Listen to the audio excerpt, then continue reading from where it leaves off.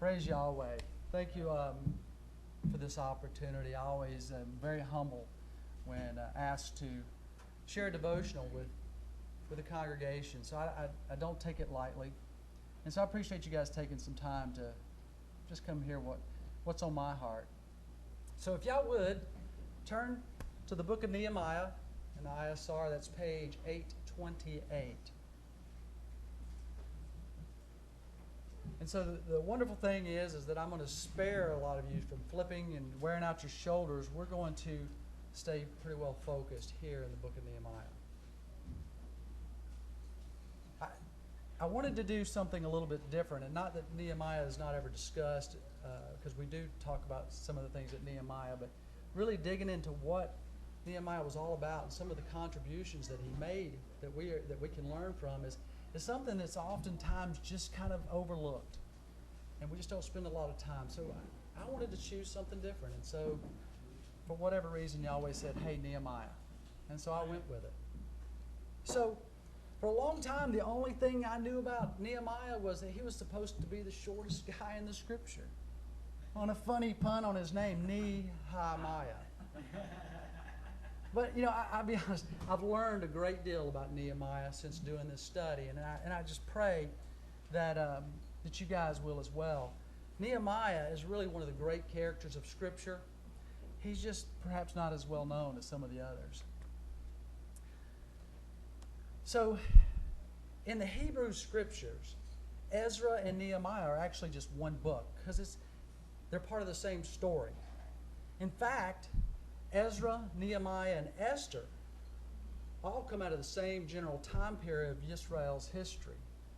Esther actually happens when Yahweh first began to move in Israel's history as Yahweh began to call them out of captivity. This was just about the halfway or the midway point of the captivity that Jeremiah predicted that Israel or Judah would face. So Yahweh raised Esther, a young Yehudite maiden, to the throne of Persia as queen. It was her husband, King Asheroth of Persia, who is the Artaxerxes of the opening chapters of Nehemiah. So this heathen king gave the command for Nehemiah to return to Jerusalem to rebuild the walls of the city. So perhaps that accounts for a very interesting parenthesis that appears in the book of Nehemiah in chapter 2 and verse 6, when we read, "And the sovereign with his sovereignness sitting beside him." That sovereignness was most likely Queen Esther. That's something I never really thought about. The Yehudite maiden who had been raised to the prominent position by the grace of Elohim. So this is interesting. So neither Artaxerxes nor Asheroth are the names of this king. This is what kind of makes the story a little bit confusing, really confusing in my perspective. These are actually titles. Artaxerxes means the great king, and Asheroth means the venerable father. So these were not the king's given names. It may or may not also be helpful to know that the Artaxerxes and Asheroth are also Dariash the Mede of the book of Daniel. So then, to add a little more confusion, Artaxerxes in the book of Nehemiah is not the same Artaxerxes in the book of Ezra. So now are you all confused? So it does, but when you peel that back, you'll begin to see some sense to all of this. So at any rate, in the history of these people, Esther, as an instrument of Yahweh's grace, was sent to the throne of Persia and likely had a part in moving the heart of her husband, the king, that he allowed Nehemiah, the cupbearer, to return to Jerusalem. And so Nehemiah began working on rebuilding the city of Jerusalem. Then some 25 years later, Zerubbabel returned with about 50,000 captives from Babylon, as recorded in the book of Ezra. So that's just a little background about Nehemiah and that period of history. So in these three books, Ezra, Nehemiah, and Esther, we have the story of the way out of captivity back to Yahweh. The book of Ezra begins with the rebuilding of the temple. The restoration of the house of Yahweh is always the first thing back to Him. Then comes the building of the walls, as we will see in the book of Nehemiah. That this also fills their need for security and strength. And finally comes the book of Esther, which comes as a revelation of the purpose of all of this in the life of any individual. So the book of Nehemiah falls into two basic divisions. We have the first 6 chapters, which covers the reconstruction of the walls of Jerusalem. And then while we have chapters 7 through 13, which deals with the reinstruction of the people. So with those two books, you have the whole. Now, what can we learn from the walls and its building? One of the most famous landmarks in the world today, and if I'd had my PowerPoint, you'd be looking at a picture, is the Great Wall of China. So ordinarily, a wall symbolizes strength and protection. In ancient cities, the only real means of defense were the walls. Sometimes these walls were tremendously high and tremendously thick. The walls of the city of Babylon, as recorded in the account of Jeremiah and Daniel, were massive, were tremendously thick. Therefore, the city of Babylon considered itself a safe place. So, what are the lessons that can be learned? What does it mean then to rebuild the walls of your life? Nehemiah is the account of the rebuilding of the walls of Jerusalem, and Jerusalem is a symbol of the city of Yahweh, Yahweh's dwelling place, and the center of life for the world. In an individual's life, then, the rebuilding of the walls could represent a picture of the reestablishing the strength of that life. We all have met people whose defenses have been torn down. They've crumbled away. They have become human derelicts, drifting up and down the streets of our large cities. But Yahweh, in His grace and mercy, frequently reaches down and takes some of those folks and calls them out to rebuild the walls. Nehemiah's story can be a picture of the way the walls of any life, any congregation, any community, and any nation can be rebuilt into strength and power and purpose again.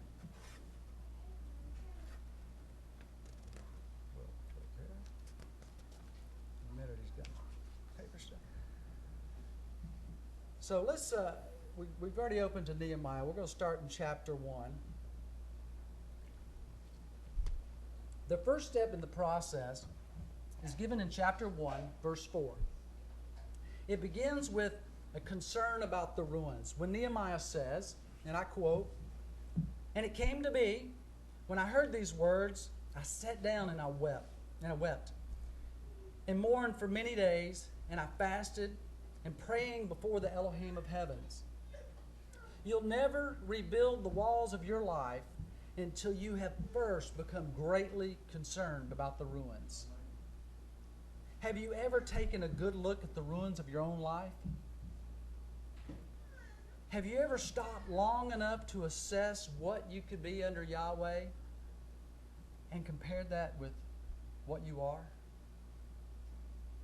Have you ever looked at the possibilities that Yahweh has given you in your life and then seen how far you've deviated from that potential? Like Nehemiah, you have received word in some form or another of the desolation and the ruins there. When Nehemiah hears this report of Jerusalem, he weeps and he prays for days, showing his intense concerns. So again, you'll never rebuild the walls of your life until you first reap over the ruins. This is followed by confession. In chapter 1 is Nehemiah's wonderful prayer as he confesses the nation that has forsaken Yahweh. And he acknowledges the justice of Yahweh's dealing with them. That is then followed immediately by commitment. So look with me at verse 11 in chapter 1. He says, "O Yahweh, I pray let your ear be attentive to the prayer of your servant and to the prayer of your servants who delight to fear your name. And let your servant prosper this day, I pray, and grant him compassion in the presence of this man, for I was a cupbearer to the sovereign." So, Nehemiah prays to do what? You see, this man had a plan forming in his mind even as he was praying. He knew, or began to formulate in his mind about how he would go about rebuilding the walls of Jerusalem. He had a conviction to carry that himself. He had something definite that he wanted to ask when he says in verse 11, "And grant him," Nehemiah, "compassion in the presence of this man." So what man? Well, you have it later in that same verse, "For I was a cupbearer to the sovereign." He needed compassion in the presence of the sovereign. So here you have a man who, out of concern, great concern, and after the confession of his heart, he confesses and commits himself to a project. So he's going to do something about what he has on his heart. He asked Yahweh to begin moving in the sovereign's heart. Now, this is always how any return to Yahweh must begin. We get concerned, we confess, then we commit ourselves to action. And we ask Yahweh to act in our behalf, for invariably in undertakings such as this, there are many factors over which we have no control, and Yahweh must arrange them. So Nehemiah was well aware that Yahweh must move in areas where he could not. So Nehemiah prays about going to the king. When he appears before the sovereign, the king notices the sadness in Nehemiah's face. Now, what's interesting, I did some little research here, and many say that it was a big no-no to appear before the sovereign with anything but a look of joy upon your face. Because if you're before the king, then you better be super happy, super glad. But the king right off notices the sadness in his face. So he asks Nehemiah what he wants. Since this is the very king whose wife is Queen Esther, I'm sure that he had some idea of the problem or the plight that plagued Judah. He is responsive to Nehemiah's plea for permission to return to Jerusalem. So, the next necessary step in the program of reconstruction is courage. So let's look at verse 9 in chapter 2. And it reads, "Then I came to the governors beyond the river and gave them the letters of the sovereign. Now the sovereign had sent commanders of the army and horsemen with me, and Sanballat the Horonite and Tobiah the Ammonite officials heard of it, and to them it was evil, a great evil, that man had come to seek good for the children of Israel." So do you recognize any of these names? Whenever you read Ammonites, Amorites, Amalekites, Hittites, Perizzites, Jebusites, or any other ites for that matter, you have a picture of the enemy of Yahweh. This satanic agency within man inevitably resist the work and the will and the ways of Elohim. Here you have the same enmity. When the enemies of Yahweh, quote, heard of it, and to them it was evil, a great evil, that any man had come to seek to do good for the children of Israel. Immediately, courage is needed. Nehemiah knew he was up against some tough stuff. We must know that there is no winning without working and warring. There is no opportunity without opposition. There is no there's no open door set before us without there being many adversaries to obstruct our entering into it. Whenever a man like Nehemiah says, I will arise and build, Hashatan says, I will arise and oppose. We've seen that a little bit this week at the feast. There is no triumph without trouble, no victory without vigilance, and Satan will make things difficult when we start turning back to Yahweh.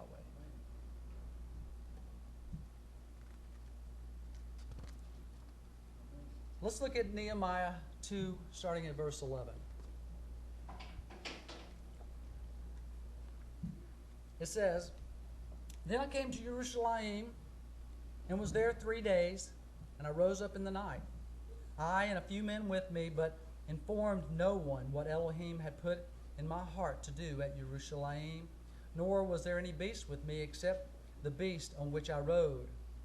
I went out by night through the valley gates to the jackal's fountain and the dung gate, and examined the walls of Jerusalem, which were broken down, and its gates, which were burned with fire. And I went on to the fountain gates and to the sovereign's pool, but there was no room for the beast that was under me to pass. I went up in the night by the wadi and examined the wall, and turned back and entered by the valley gate and returned. We see also the need for caution.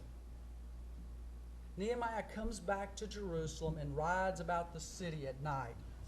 He doesn't just start putting brick on top of one another. He doesn't rush out and get all the people excited to start building the wall. If he does, he falls right into the trap of the enemy. First thing he does, he arises at night when no one else knows. He rides around the walls of the city and surveys the ruins. He takes note of exactly what needs to be done. He makes an honest survey of the facts, no denying what he's up against. Then he begins to lay his plans. 3 principles of reconstruction are here. We have a display of concern, confession, commitment, and courage with caution. These are the basic building blocks. So in chapter 3, we learn how he went about the task of reconstruction. And we're not going to spend a lot of time here because it just is a lot of detail. But anyhow, we learn about the task of the reconstruction that Nehemiah went through. So if the walls of your life are broken down, if your defenses have crumbled away so that the enemy is getting to you at every hand and you easily fall prey to temptation, I suggest that you take heed to the process of reconstruction set forth in the book of Nehemiah. We learn, first of all, that the people were willing to work. Second, that they came involved and immediately started doing something once Nehemiah started executing on his plan. Nehemiah, in the wisdom that Yahweh had given him, set each of the people to work building whatever part of the wall that was nearest to their own houses, so that they were personally involved in the work. The rest of the chapter describes about how they went building it, and it's all centered around the 10 gates of the city of Jerusalem. But the people would be assigned a certain portion of the wall defined by the gates that gave access to the city. And you think about this, really, this is a message in and of itself. Nehemiah, and the wisdom that Yahweh had given him, he made sure that the people were building the wall that was right there in front of them. No shortcuts here, because if there's a weak point, who gets taken first? Nehemiah says, you're going to build your wall, your defense. And so that was great wisdom provided to him. So, the next chapters, 4 through 6, cover the persecution that arose from building the city walls. As I've already suggested, when you start rebuilding the strength of your life, you will find that a force immediately arouses itself, inside as well as outside yourself. That this force will always resist the work in your life with every influence that can be used against you. The persecution revealed here can be summarized in 3 words: contempt, force, and conspiracy. So let's look at Nehemiah chapter 4, starting in verse 1. And it came to be, when Sanballat heard that they were rebuilding the wall, that he was wroth and highly offended, and mocked the Yehudim. And he spoke before his brothers and the army of Shemaron, and said, what are these feeble Yehudim doing? Are they going to restore, slaughter, and complete it in a day? Are they going to bring to life the stones from the heap of the rubbish which are burned?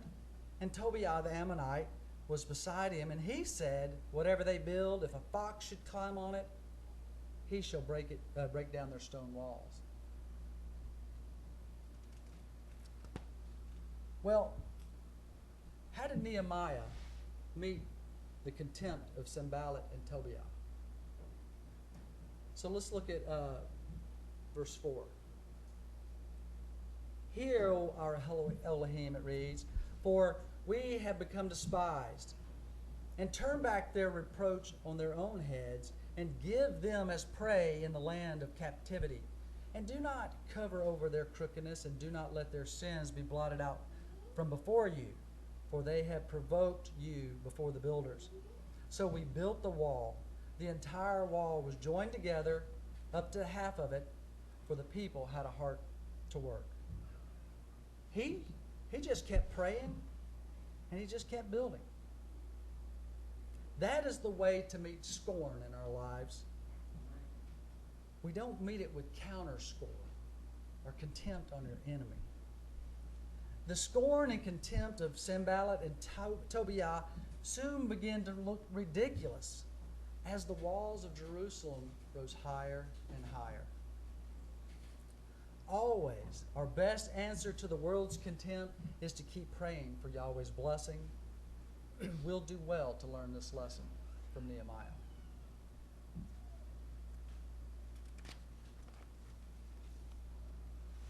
So now if we look at verse 7, or starting in verse 7, it's going to be a little bit of a read here. The enemy tried to mock and heap contempt on what Yahweh was doing. When they fell, contempt gave way to force. So, again, let's start in verse 7. And it came to be when Sanballat and Tobiah and the Arabs and the Ammonites and the Ashdodites heard that the walls of Jerusalem were being repaired, and the broken places began to be filled, they became very wroth. And all of them conspired together to come to fight against Jerusalem and to do harm to it. But we prayed to our Elohim and set watch against them day and night. Because of them, And Yehuda says the strength of the builders' bearers is weakening, and there is so much rubbish that we are unable to build the wall. And our adversary says, let them not know or see until we come into their midst and shall slay them and cause the work to cease. And it came to be when the Yehudim who dwelt near them came, and they said to us 10 times, for whatever place you turn, they are against us. So I set men behind the lower parts of the wall at the openings. I set the people according to their clans with swords, their spears, and their bows. I looked and rose up and said to the nobles and to the deputy rulers and to the rest of the people, do not be afraid of them. Remember the great and awesome Yahweh. and fight for your brothers, your sons and your daughters, your wives and your houses. And it came to be when our enemies heard that it was known to us, and that Elohim had brought their counsel to naught, that all of us returned to the wall, everyone his work.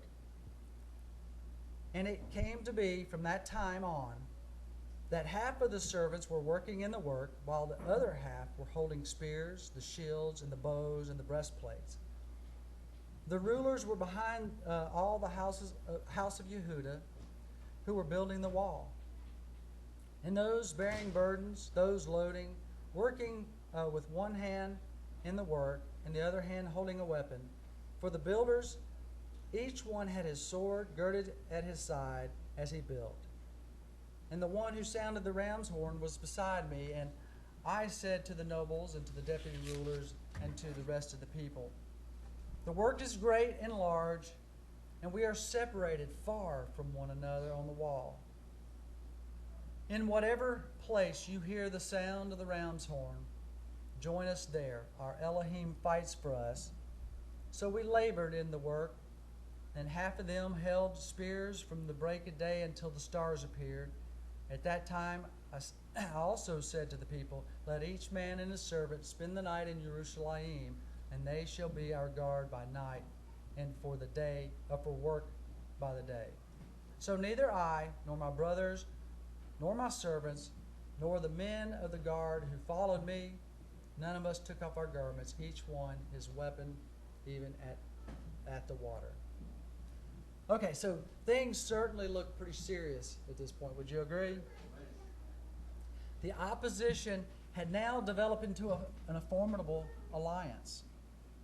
Sanballat, Tobiah, the Arabians, the Ammonites, the Ashdodites. It's remarkable how again and again mutual enemies will become mutual friends to make a common cause against the people of Yahweh. We must not be surprised even today when the enemies of Yahweh resorts to force. We must not be what did Nehemiah and his company do to deal with this?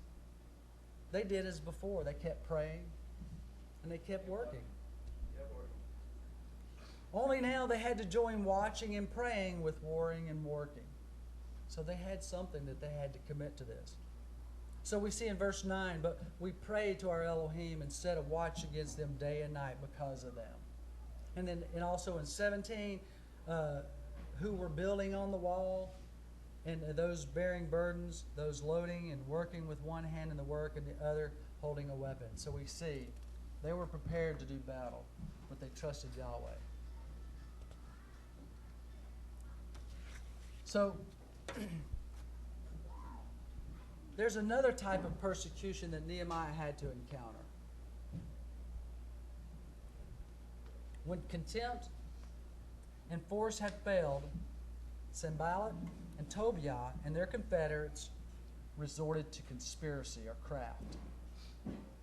And while this took several turns, they first tried pretense. So let's look at chapter 6, starting in verse 1. And it came to be when Sanballat and Tobiah and Geshem the Arab and the rest of our enemies heard that I had rebuilt the walls and that there were no breaks left in it, though at that time I had not set up the doors and the gates, that Sanballat and Geshem sent to me, saying, come, let us meet together in the villages in the plains of Ono. But they were planning to do evil to me. So I sent messengers to them, saying, I am doing a great work. I am unable to come down. Why should the work cease while I leave and come down to you? However, they sent the same word 4 times, and I answered them the same word. This was an enticement to a pretended friendly conference on neutral ground, presumably with the suggestion that an alliance should be made between Nehemiah and themselves. But Nehemiah saw through their hypocrisies, according to verse 2, and responded with the one safe answer to such pretense, and that was uncompromising separation. He just wasn't going to play in their game. So next they tried to bluff Nehemiah. So in verse 5 through 9, then Sanballat sent several of his servants to me with an open letter in his hand. Chapter 6, verse 5. Sent an open letter in his hand with the same word the fifth time. Like the four times wasn't enough. So a fifth time. And it was written, among the nations it has been heard, and Gershom is saying, that you and the Yehudim are planning to rebel, therefore you are rebuilding the wall. And you are going to be their sovereign, according to these words. And you have also appointed prophets to proclaim concerning you at Jerusalem, saying, a sovereign is in Yehuda. And now these words are heard by the sovereign. Therefore come now, let us take counsel together. And I sent to them, saying, there are no such matters done as you are saying, but you are inventing them in your own heart. For all of them were making us afraid, saying, let their hands slacken for the work, and it not be done. But now make my hands strong. They tried to call Nehemiah away from his work by a very cunning and clever scheme. However, Nehemiah's reply is frank denial, renewed prayer, and again, continued separation.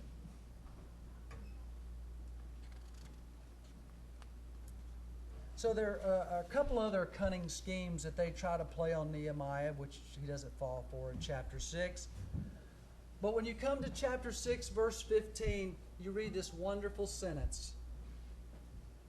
And the wall was completed on the 25th of the month of Elul in 52 days. What an amazing record. I mean, they just got it done. And they didn't let the schemes of Hashatan come against them. But that's not all. So in the latter part of the book, chapter 7 through 13 is the story of the reinstruction. This is probably my favorite section. This is really powerful to me. This is the way to retain strength once it's rebuilt. In chapter 8, we have the great calling together by the people by Ezra the priest, that it's also recorded in the book of Ezra. Notice the steps here. It began with the reading of the Torah in chapter 8, verses 5 and 6, when we read, and Ezra opened the book in the sight of all the people, for he was above all the people. And when he opened it, the people stood up. And Ezra blessed Yahweh, the great Elohim, and all the people answered, Amen, Amen. While lifting up their hands, they bowed their head and they worshiped Yahweh with their faces to the ground. That's just a powerful picture to me. Amen. In verse 8 we read, and they read the book of the Torah of Elohim, translating to give the sense and the cause of them to understand the reading. This is more or less expository teaching. I mean, he just read it. They had people explaining it, plain and simple. This is the first means of retaining strength represented by the walls.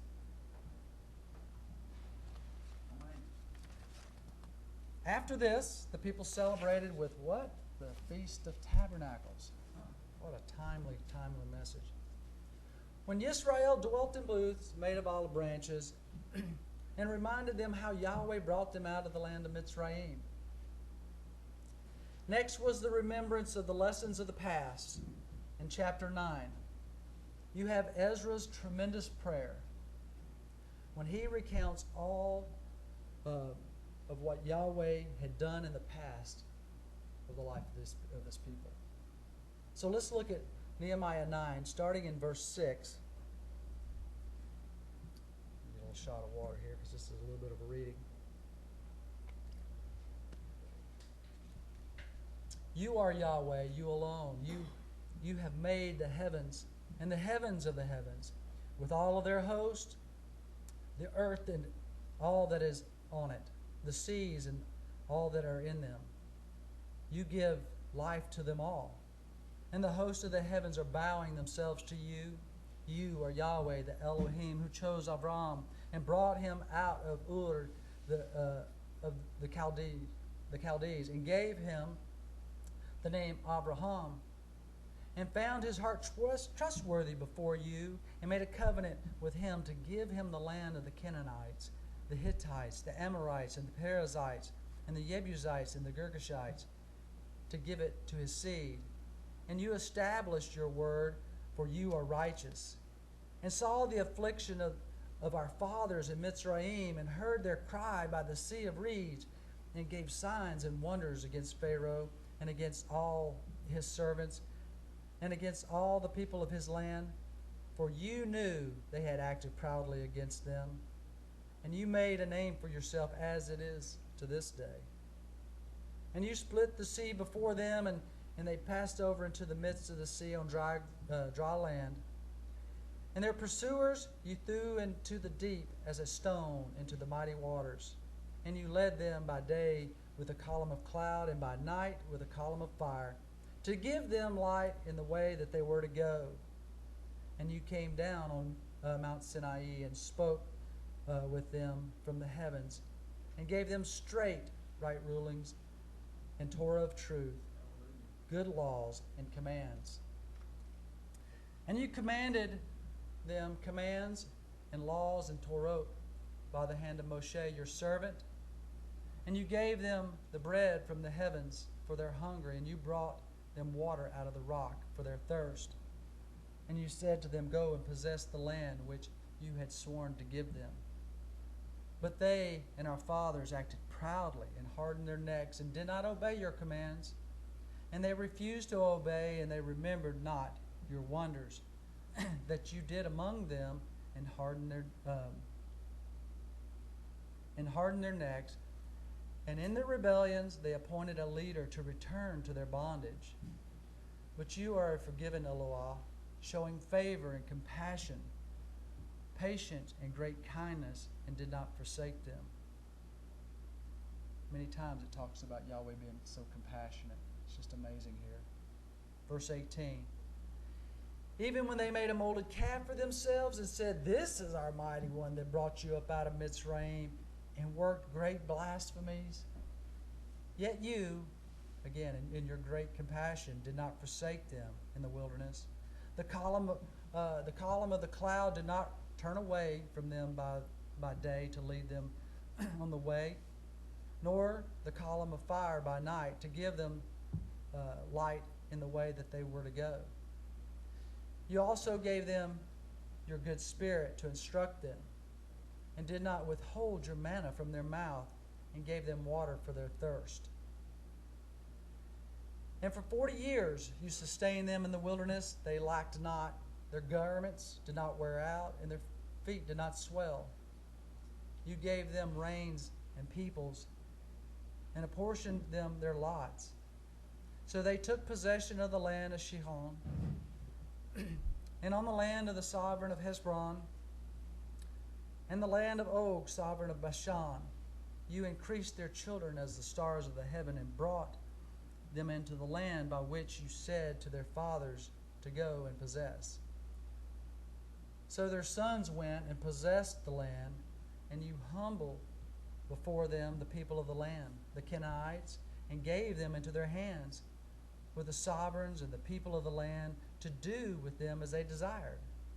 And they captured walled cities and rich lands, and possessed houses filled with all good, cisterns already dug, vineyards and olive trees and fruit trees in plenty.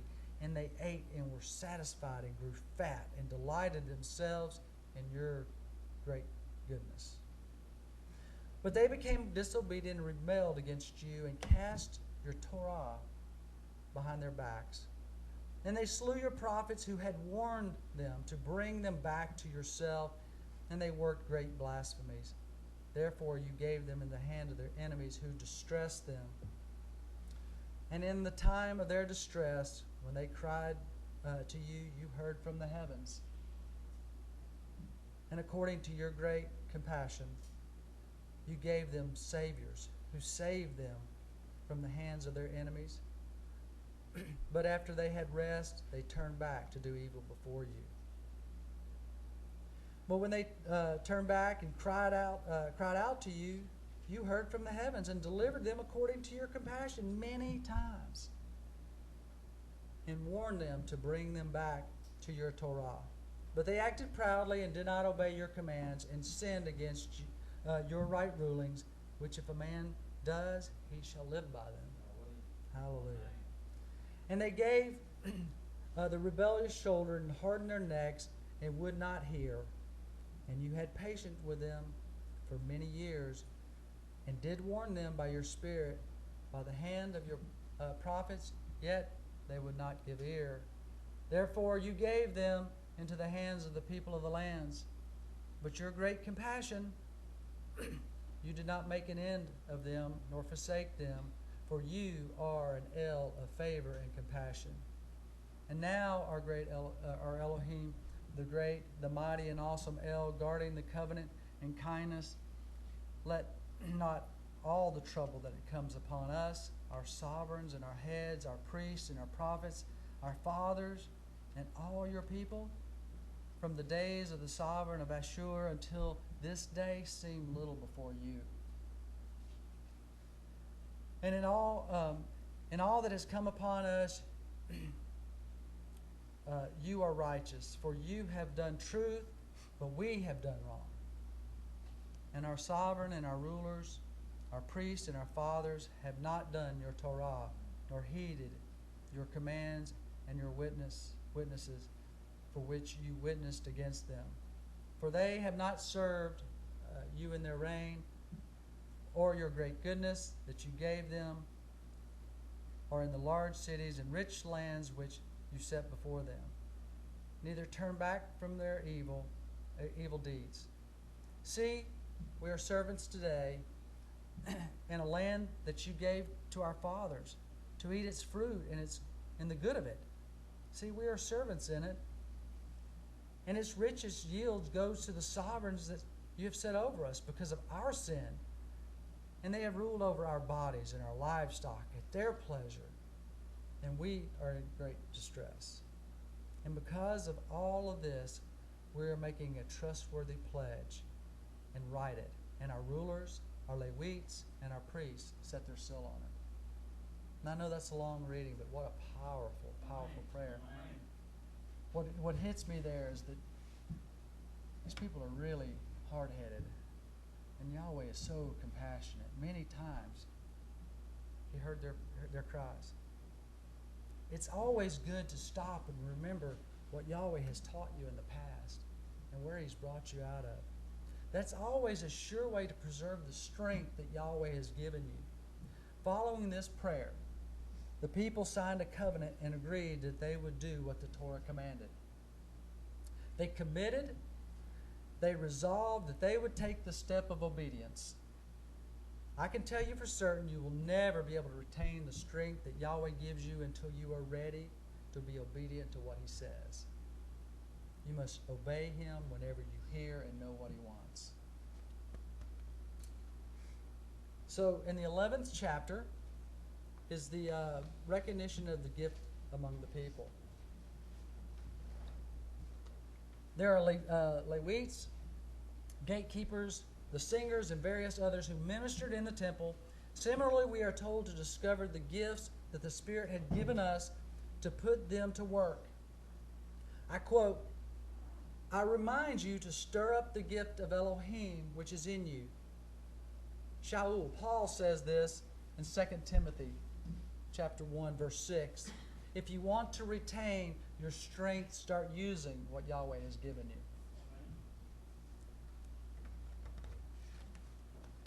Then in chapter 12, in the dedication of the walls, the people gather and they march around with instruments, singing and shouting, playing and rejoicing and crying out with great joy.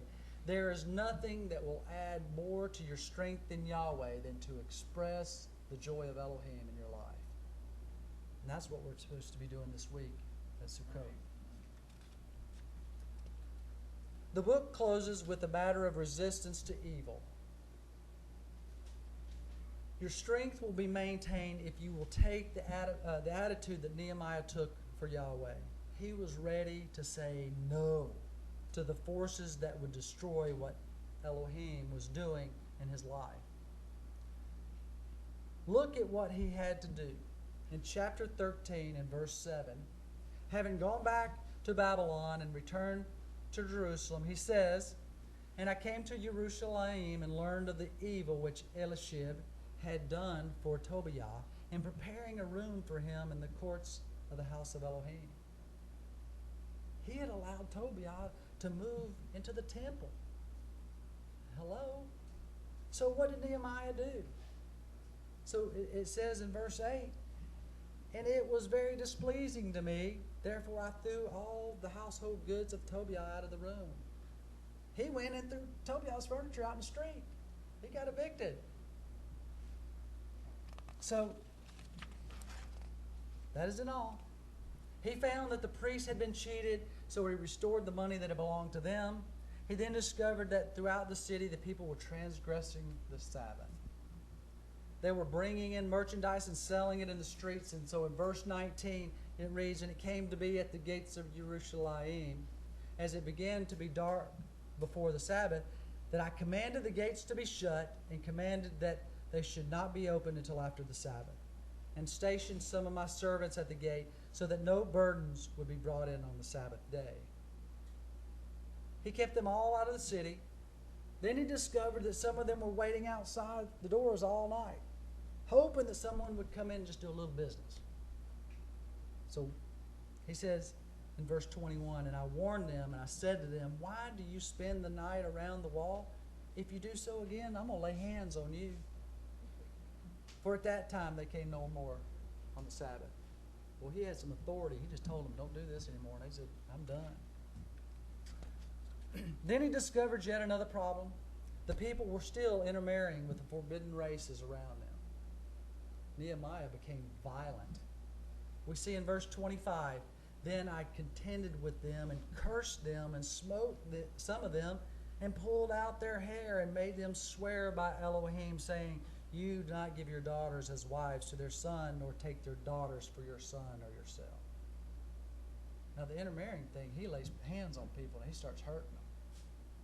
There was some significance to that.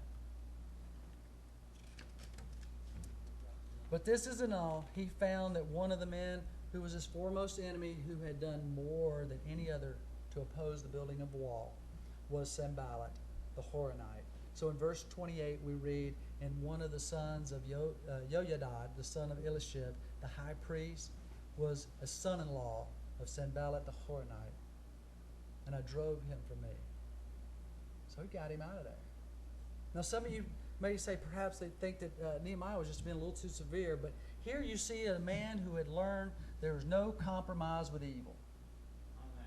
He has learned the one great lesson that Yahweh can teach any of us, to say no when it needs to be said. It was on this very note that Yeshua Messiah began his ministry in Jerusalem. As he came into the temple and found it filled with the money changers who were defiling the house of prayer, he made a whip of cords and he drove them out of the temple. There's nothing gentle about that. Here's a man who was thoroughly angry with sparks flying from his eyes, yet he was perfectly justified in what he does because he was resolutely saying no to that which defiles the temple of Yahweh. Those who have made a mark for Elohim throughout history have been those who had learned to say no and know when to say it.